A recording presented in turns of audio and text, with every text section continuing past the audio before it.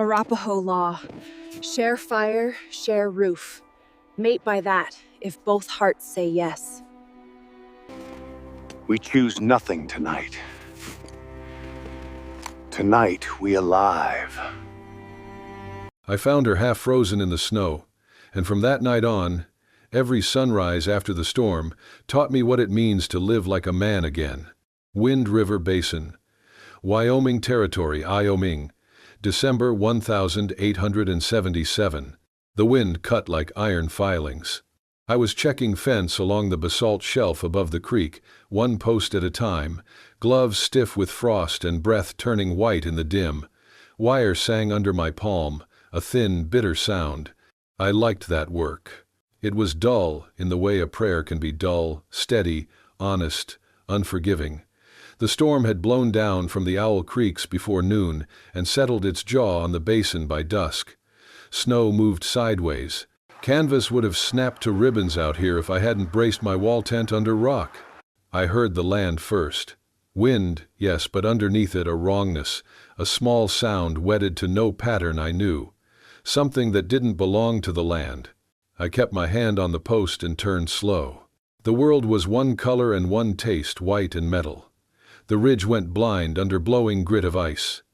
Then the sound came again, thinner, like a bone knocking wood from far off. I left the pliers looped on the wire and walked the edge, boots biting through crust. It took time for the shape to crawl out of the storm, a figure where no figure should be. Bent at the waist the way a man bends when he's gut shot, swaying with each step, but too light to be a man.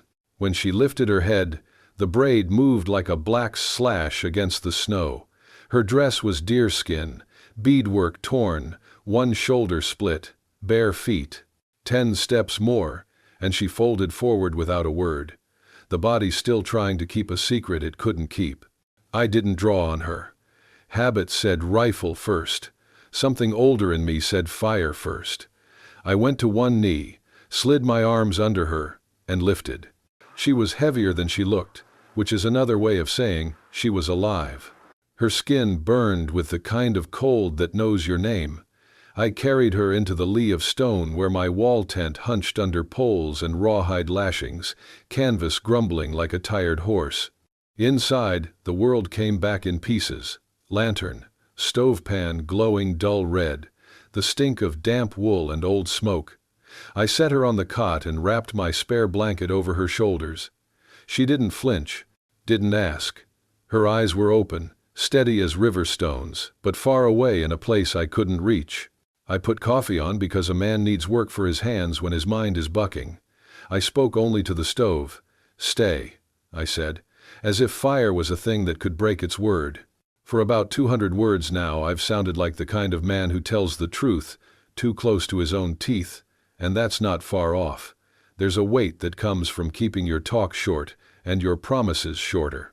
Nights like that just press it deeper. The canvas sighed when the gusts hit, and I thought of other tents, other winters, and faces I couldn't bring back no matter how hard I stared into a flame. If you enjoy the story, hit that subscribe button right away, and if you don't, then just hit the like button anyway to keep more Wild West love stories coming. I poured water into the tin cup and held it near her mouth.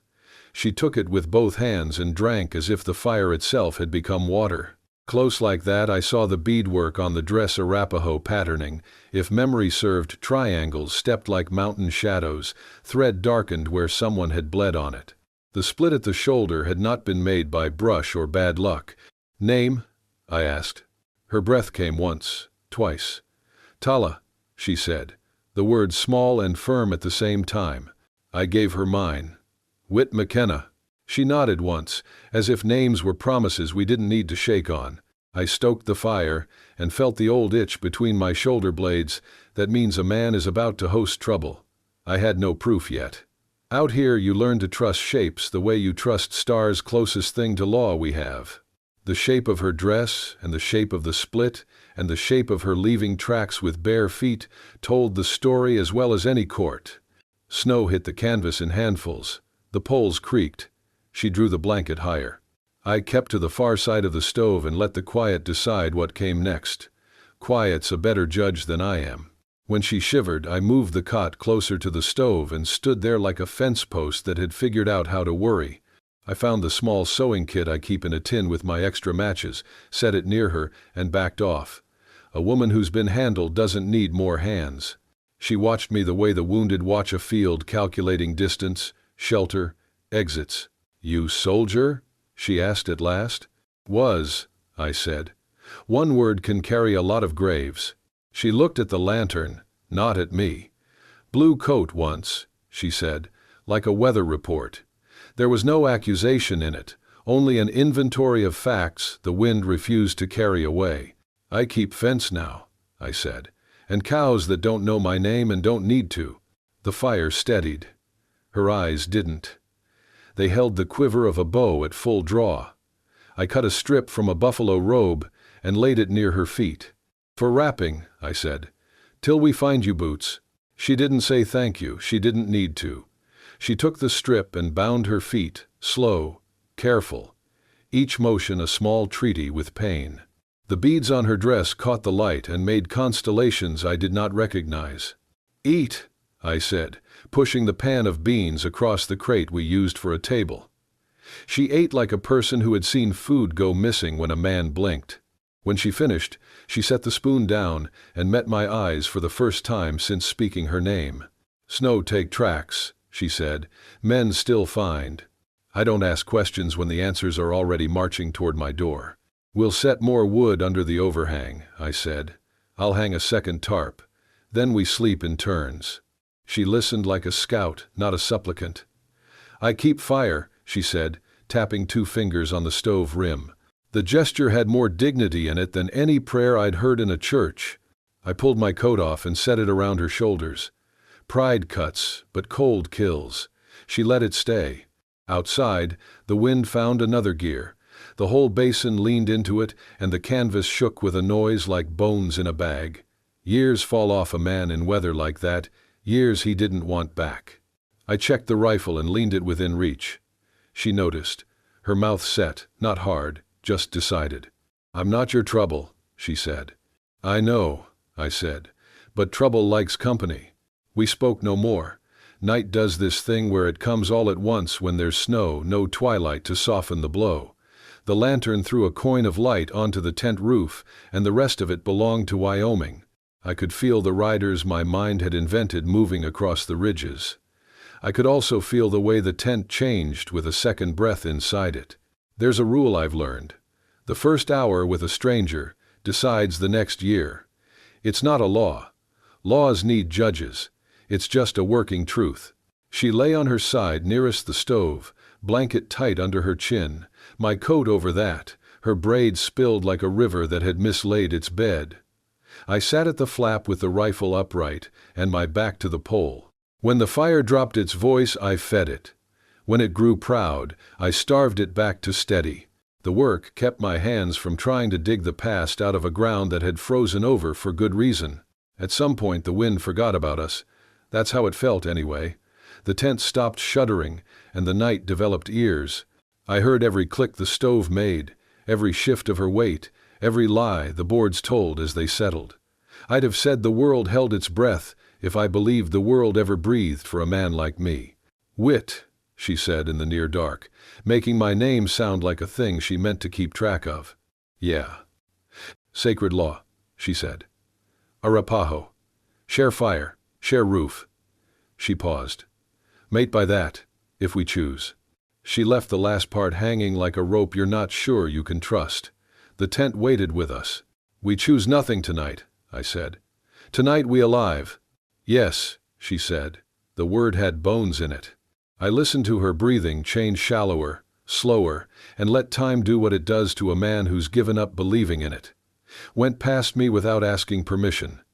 When the lantern died, I let it. There was enough light from the stove to keep the ghosts honest. Morning would make claims, men would too, for now there was a woman alive who would have been dead on the wire if not for a choice I didn't remember making until after I'd made it. Some choices are like that. You find them already living in your hands. The basin woke mean and bright, a kind of cruel mercy that comes after a night of noise. I stepped out to a world shaved, clean ridges blue as old steel, snow crust blinking in hard light. The wind had calmed to a knife you could at least see coming. I walked the line above the creek and found our tracks half swallowed, the rest blown thin like old scars. A set of hoof cuts tracked along the high edge and dropped to the cottonwood snags by the bend. Not mine. Inside, Tala had the stove talking in a more civilized voice. My coat still hung on her shoulders. She'd braided her hair tighter and tied the end with a strip of rawhide. The blanket I'd given her had been restitched where it tore, clean work with small, neat bites, hands that wasted nothing. "You hungry?" I asked. She tilted her head at the pan. "Beans get smaller when a man stares too long," she said, almost dry. We ate without talk. The work would have time for words, and I didn't like spending when I hadn't earned. After we cleaned the pan, I pulled on gloves. "Wood?" I said. "Traps," she answered, tapping 2 fingers against her thigh and then toward the draw. She'd found my coil of twine and a handful of sticks and was already looping a snare the way you tie a thought to a post firm but not cruel. "Arapaho make-do. I've seen it. It's the difference between a night that keeps you and a night that breaks you." We set 4 loops in the brush near the willow fringe, then worked downstream to where the creek shouldered into a narrow bank. That's where I saw the shine iron teeth, wrong half-snowed but new. A steel trap. Not mine, not hers, not a thing a man uses unless he likes the sound meat makes when it stops struggling. Tala froze first, then crouched, palm hovering above the spring as if asking it what kind of man it served. "Traitor?" she said. "Could be," I said. "Could be worse. Could be a man who wants to keep us from the water." I disarmed the thing with a stick and a curse. She watched where my eyes went afterward, not at the trap, but at the edges of the world. She noticed everything that could kill us, and then the things that would pretend they couldn't until it was too late. On the walk back she asked about the blue coat again, not as accusation but as a carpenter checks the seam before she trusts it with weight. I gave her the short version. Scout. Wrong orders. Men not buried where they should be. "I left that life," I said. "It didn't leave me." She nodded. Some people make mercy by nodding and not asking for receipts. By afternoon we had the tarp doubled on the west side, a windbreak built of brush and snow blocks, and a second cot rigged from saplings lashed with rawhide. I set it opposite mine with the stove between. Privacy's not a word the West thinks in, but I do what I can to make room a woman can breathe without feeling measured. She noticed. "You build wall," she said. "Not to keep out, to give choice." "You want the door side?" I asked. She shook her head. "You hear first. I see first." "Good." We worked until the light went gold in that way it does, when the dust under the snow gets up and tries to turn the world into memory. Firelight made a room from canvas and air, and that room made a kind of treaty 2 people could live under for a night. Only then did she speak the words I knew were coming. "Arapaho law," she said. "Sacred the fire.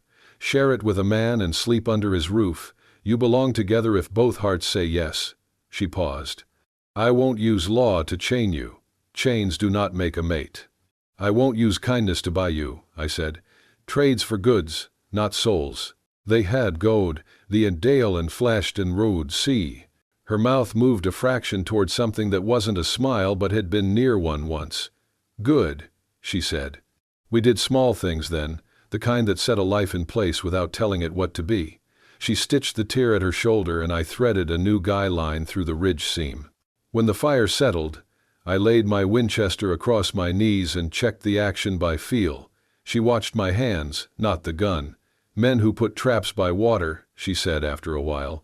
"They talk loud or walk quiet?" "Both," I said. "They come loud and leave quiet." The first night of turns we kept to the plan as if a judge had written it. She took the midwatch with a stick for the stove, and my old Navy pistol unloaded in her lap so her hand could learn its weight without borrowing its sins. I dozed with one eye open, which isn't a figure of speech if you've lived the life I have.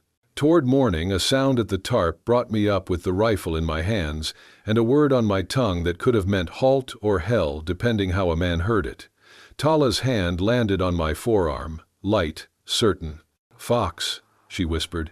She was right. The trotting sound moved past with that particular arrogance only a well-fed thief has. We let it go. Not every trespass deserves court. At first light, I went to the creek to fill the bucket. The sky had the look of more weather later, and the air carried news from the south. Smoke, distant, not pine. Greasewood or juniper, burned in a hurry. On the bank I found prints from a shod horse that had waited a long time under cottonwood. Men waiting look heavier. The snow knew it. Back at camp I found Tala sitting on her cot, feet wrapped in the buffalo strip, my coat on her shoulders, the tin cup steaming in her hands. The line of her back had changed. Not a curl inward like fear, but a straightening like a decision. "If I stay," she said, "it is not by law alone. It is because I choose your fire." She looked up then and let the words hit square. "And you choose mine." There's a thing a man can do with his face when he agrees to terms he might not deserve but wants to stand good for anyway. I did that thing. "You'll have a say in everything," I said. "Where we set lines, when we move stock, what we fight for." Her eyes settled. "And what we do not fight for," she said, softer. We checked the snares at noon and found 2 rabbits caught clean. She taught me a knot I should have known years ago. I taught her how to set wire higher when the snow cakes up and makes every small thing seem taller. Back in camp, we hung the meat and let the fat spit its hymn in the pan. Peace has a sound if you listen crooked at it. Dusk brought the riders I'd promised myself wouldn't come. 2 shapes on the far shelf. Not close, not careless. One wore a hat brim cut square the way freighters do. The other slouched like a man in debt to gravity. They didn't turn their heads toward us, which is how I knew they'd already done that, and were pretending not to. We built no more fire that night than we needed to cook and melt snow. I put the lantern out early and let the stove be our sun. Tala sat cross-legged with the pistol, now loaded, her finger straight where it should be. I said nothing. Teaching ends where trust begins. If you like Wild West love stories or Wild West stories, drop a bunch of 1 second and your place in the comments for the Wild West Love channel. Tell me where you're listening from so I don't feel so alone out here. By the 3rd morning the light over Wind River looked cleaner, but the quiet had teeth. That kind of stillness means somebody's waiting for you to step outside. I saddled the mare early, checked the line along the ridge, and found the first sign we weren't alone. The reins I'd left coiled on a fence post were gone. Cut, not taken. The knife had been short and dull, the kind of tool a man uses when he's too sure of himself to sharpen his blade. When I came back, Tala was crouched near the stove, rolling a strip of hide between her palms. "Horse?" she asked. "Someone cut my lead rope." "Someone cut my lead rope." She didn't flinch. "Traitor? Could be. Or a man who works for the law but spends more time in a bottle than a church." She looked up. "Fort Washakie man?" I nodded. The name came easy enough. Deputy Rudd. A drinker, part-time gambler, full-time coward. He'd been warned out of Rawlins 2 years back after selling whiskey to a band of Shoshone boys and leaving one dead in the snow. The kind who made trouble into a profession. "Men like that," I said, "don't come to buy. Then we make ready." She said it as if she'd just announced the weather. No tremor, no plea. She stood, still wearing my coat, and tied her braid tight. Then she pulled a short carbine from where I'd hung it behind the flap. "Teach me, is not likes me, and forby of very, with formant." The words carried the weight of her law and mine together.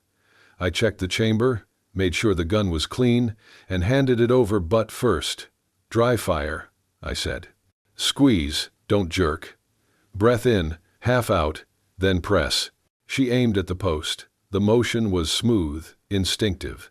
When she clicked the trigger, she didn't flinch. I had seen raw recruits do worse on the best of days. "Good," I said, "but this stays a last choice." She lowered the gun. "For you too?" I met her eyes. "Always. Esther's, very palo. Was, Deverett, day." The day passed in slow work. We packed supplies into the hollow under the rock shelf, moved the tent back 10 yards to keep the firelight hidden, and stretched a second tarp for smoke. Every motion carried the rhythm of partnership. She cut cordage while I dug a shallow trench for runoff. When the wind shifted, she stopped and raised her head like a doe scenting wolves. I froze too. That's how you know you've learned to share danger. By dusk, tracks showed again 3 horses coming from the south, turning toward the ridge where the creek bent. Same number as the riders from before, maybe the same men. I felt the old ache in my chest where scars grow tight in cold weather. We ate quick. The stew was thin, but the silence around it was thick. Tala sat cross-legged by the stove, the pistol laid across her knees. "They come tonight?" she asked. "Maybe," I said. "Maybe they're watching to see what kind of man stays in a storm with a woman, not his kin." "And what kind of woman stays?" she added. "That too." When the light died, we set our watches. She took first turn. I lay back on my cot, half awake, listening to the stove tick and the wind move through the cottonwoods. The night smelled of iron and juniper and far-off smoke. Around midnight her voice came low. "Horse!" I was up before the word was done.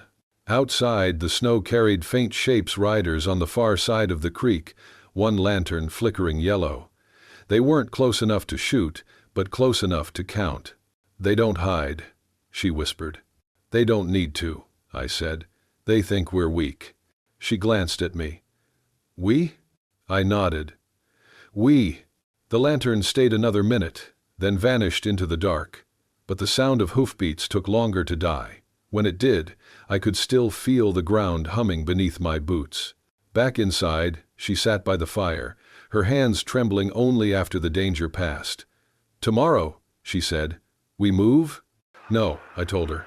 "We fortify." She frowned slightly. "You want fight?"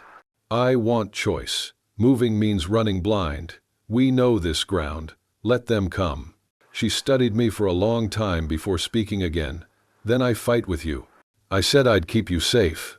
Her voice sharpened. "And I said I am not behind you. I stand beside." I had no answer better than respect. So I nodded once and handed her the rifle. "Then learn this one too." We practiced until the fire burned low. Each click of the empty chamber, a heartbeat echoing off the canvas. When she aimed, she breathed through her nose, steady, sure.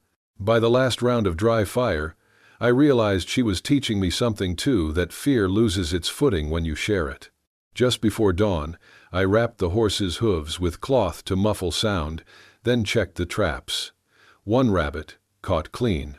She skinned it without being asked. The smell of meat and coffee mixed with the scent of snow burning on the stove's lid. A man could almost mistake that for peace. I didn't. Peace never lasts out here. Sunrise came thin and white, the kind that makes a man squint harder than the snow. We moved slow, every step measured from habit and caution. Quartering the ridge, we set small alarms, trip strings and bells. Nothing fancy, just enough to make a rider think twice before sweeping in like a thunderhead. I stashed the spare saddles so no one could ride off with ours if they managed to cut them loose again. Tala braided more hides into a thicker rope and ran it through a loop beneath the rock shelf, an improvised winch, the kind you use when you have time and dirt and hands that don't mind blisters. By noon the sky was pale and the ridge hummed with cold. Tracks came again, but closer, 3 horses, then 2 more, like reeds bending in a single wind. They hugged the low line and kept their heads down. Whoever rode them knew the land. That told me more than the color of their coats. This was not a spur-of-the-moment rustle. These men had a purpose. They made camp on the opposite bank, out of sight but within earshot. I watched them through a slit in the tarp. Faces I could not make out, but their posture was easy, in a way dangerous. Men often are too comfortable, like the world belonged to them on credit. One of them came forward later with a white rag tied to his saddle horn. A flag, I thought. But it was a bottle, empty now. They were playing at negotiation like children playing at war. That afternoon a shadow peeled off the distant line and walked to the creek, a lone long coat, hat pulled low. He was the sort who tries to seem smaller than the trouble he brings. I crawled to the lip of the ridge with Tala at my shoulder. She had the rifle across her lap, and the look of a woman who'd decided the world owed her nothing, and she'd take no more of what it tried to give. "Talk to him?" she mouthed. "No," I said. Watch. He paused at the water and cupped his hands. He drank, slow and careful, the way a man enjoys something he knows he might lose. Then he spat, wiped his mouth with a gloved hand, and scanned the far bank. His eyes swept the ridge and settled, for a second, on the tent where a strip of smoke curled. He smiled without humor, an oval cut from the same dull blade that cut my reins. Back at camp, he called out in a voice made of train whistles and cheap brass, "You got any whiskey to trade? I got coin, and a taste for company." Tala's jaw tightened. I could have answered. Instead, I let the smoke curl higher and the stew boil low. We kept quiet, like a pair of rocks, pretending to be a bluff. Evening crept in, and with it a wind that carried a dozen small insults, a loose branch clapping the tarp, a dog barking at the far edge of town, a train's distant siren moaning like a promise broken. The man on the bank left, and the 5 riders rode off, as if whatever they'd intended was no longer worth the bother. Maybe they'd sent men elsewhere to threaten some other ranch. Maybe they'd go back to Fort Washakie with their tails between their legs. Maybe not. We slept that night with our boots within reach. The rifle leaned against the cot like a guest that would not sleep. Tala hummed a tune I did not know. The notes were short, like the way she cut her words, and for a moment they filled the tent like warm water. I thought about the man at the creek, and the way his smile carried no kindness, just a ledger of debts he expected others to pay. In the morning he came again, but this time with a horse tied and a swagger that said he'd been paid in rumors. He stepped into the shallows and lifted his face to the sky like a man claiming territory he hadn't earned. "You folks in need of law?" he called, eyes shifting toward the tent. Tala did not answer. Neither did I. I had a mind toward fewer words and actions that counted. I pulled my coat tighter and stood. "Deputy Rudd," I said, naming the man more like a fact than a greeting. "You lot lost?" He blinked slow. "Lost? Naw. Just looking to see what a storm leaves. Maybe pick up a saddle or two." The grin showed teeth that had been afraid of soap and brave of whiskey. "You come alone," I observed. He laughed. "I always come with myself. That's all a man needs." He took another step, and I saw his hand twitch to his holster. He wanted to make us smaller with a gesture. Tala put the rifle across her knees, and the gun looked heavier for being held by someone who would use it right, not throw it like a threat. "We got our hands full," she said. "You best go on." He stepped closer. His shadow fell over the stove, then over the map of the land on the table. "Ain't much a man can do when the law gets thirsty," he said. "Sometimes a little persuasion, a little pay to the right folks' homes, change hands. Thanks for watching, and in the des to the sex." And the Nine made a paid, 7 no's with you more. That was his offer in a nutshell. Coin and the tidy theft of other people's will. Wind cut his words like wire. I set my jaw like a man setting a plow. "If you want trouble, you can take it up the creek," I said. "If you want peace, you can ride back to Washakie and tell whatever God you pray to that some folks don't sell." He spat. "You think you can stand up to us?" His men's horses shifted, and the sound was like a prelude to the kind of ugliness that bends the neck. I looked at Tala. She met me without flinching. There was no bravado in that look, only the cold clarity of someone who had measured the worst and found it smaller than the thing you do to protect what's yours. "We can," she said. Rudd hesitated like a gambler who'd turned up a bad card. He stepped back then, the grin falling from his face with the ease of a glove taken off. He tipped his hat half in mockery and rode away. The others followed, but the sound of their departure did not carry relief. It carried the knowledge that men like Rudd rarely leave without a promise to return. We watched until the dust swallowed them.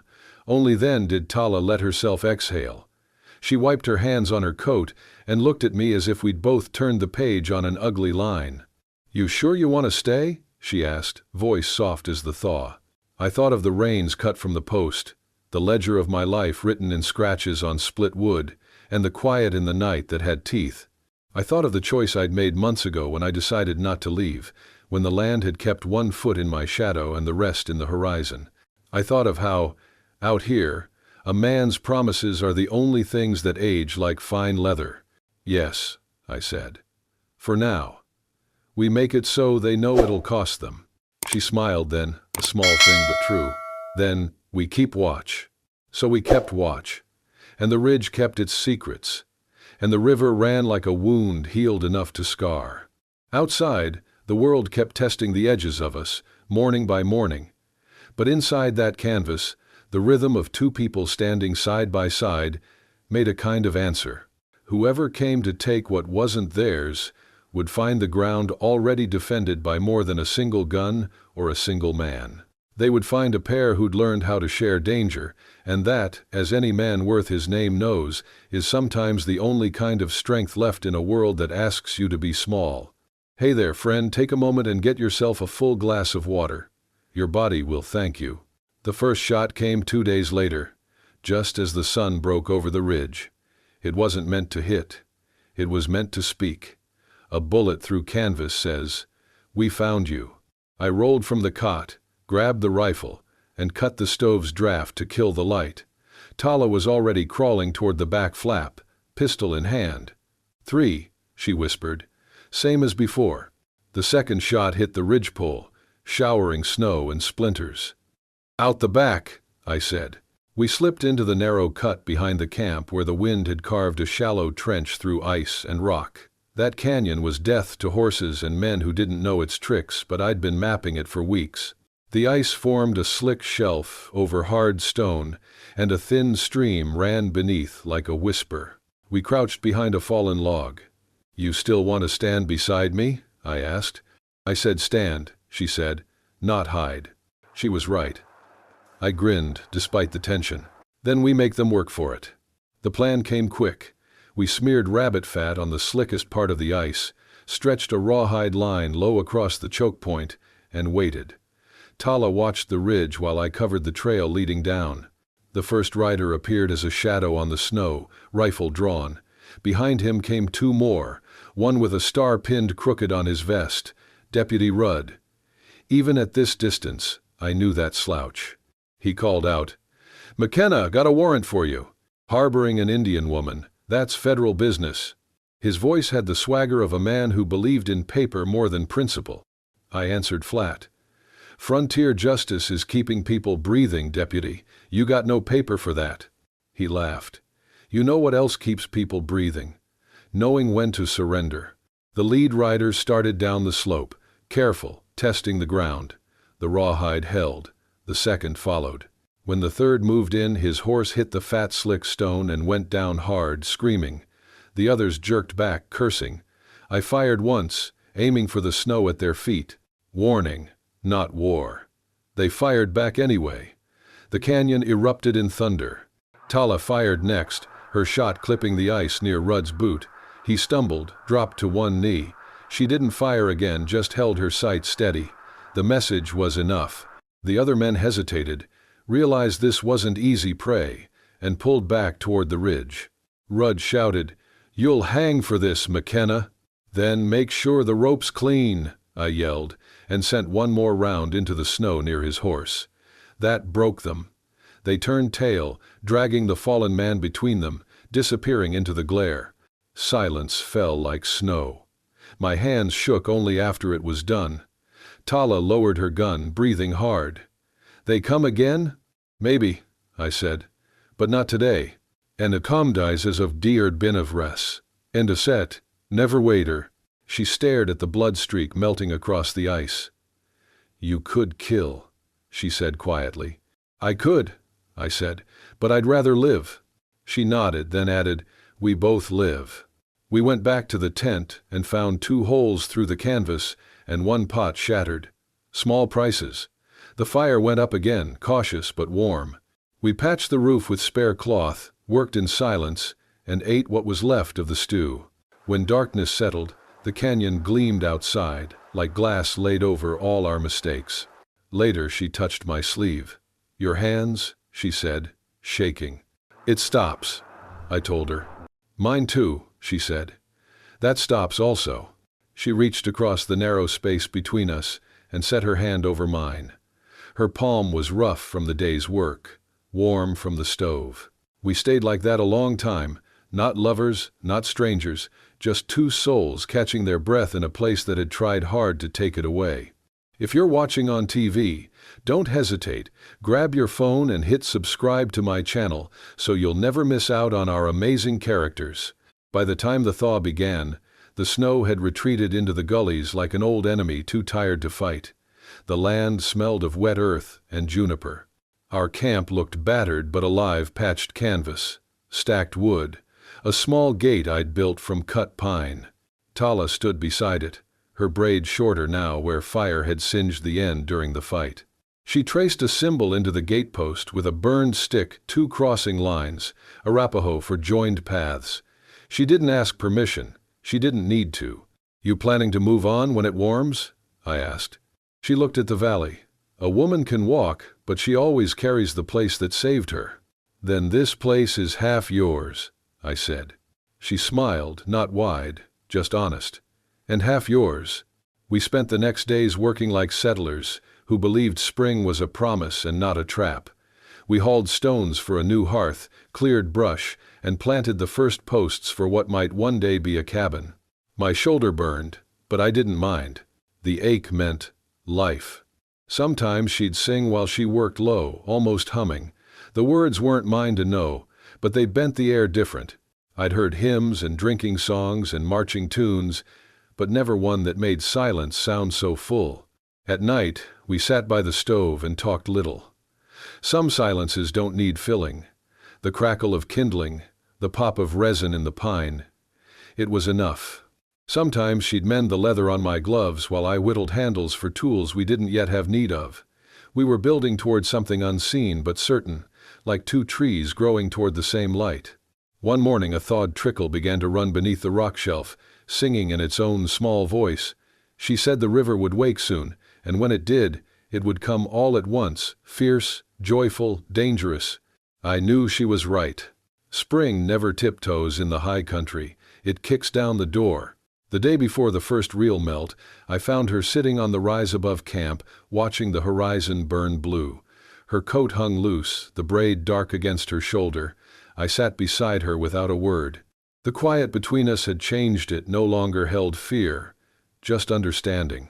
"You still fear the blue coat?" she asked that evening as the sun dipped red over the hills. I thought about it. Not the coat, the man inside it. His no-bias actions. Tell redder. "You are not him now." "No," I said. "But he still rides behind my eyes." She nodded. "Then let him rest. The dead don't need to keep your reins." Her words landed where sermons fail. I didn't answer, but I slept better that night. In the morning, she brewed coffee over the coals, the smell winding through the camp like memory. I caught her watching me, not with question, but with quiet measure, like she was making sure the world had finally stopped taking more than it gave. A hawk's cry broke the stillness, and both of us looked up. The thaw had begun in earnest. Ice cracked on the river, slow silver plates turning under a thin sun. She smiled faintly. "Water runs again," she said. I nodded.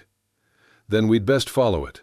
For 3 days we worked the land harder than ever, fixing the corral, dragging branches to dry, setting the stones for what would be the hearth. She was tireless, though her hands were rough and blistered. I tried to tell her to rest, but she just laughed. "When the work ends, the cold returns," she said. It was on the 4th day that I caught myself humming her song. She heard and turned, surprised. "You steal my tune," she said, teasing. "Borrow," I corrected. "Then keep it. Maybe it brings luck. I'll take what I can get." That night the moon came up fat and bright over the ridge, washing the camp in silver. She leaned back against a log, eyes half closed, hair loose from its braid. "In my mother's tongue," she said softly, "moon means keeper of time. She sees the truth of us." "What's she see now?" I asked. "That you are trying to forget how to be alone." She wasn't wrong. There's a kind of loneliness that wears a man's skin like frost, thin, invisible, but deadly if you let it linger. Tala had burned it off without ever trying to. If you've made it this far, I know you're a true fan of WWL. From the bottom of my heart, I wish your day is filled with health and happiness, and may a little stroke of luck find you in the next 15 minutes. Don't forget to share it with me in the comments. A week later, we rode to the ridge above the river. Ice floated downstream in slow silver plates. She reined her horse beside mine and looked east. Snow gone, she said.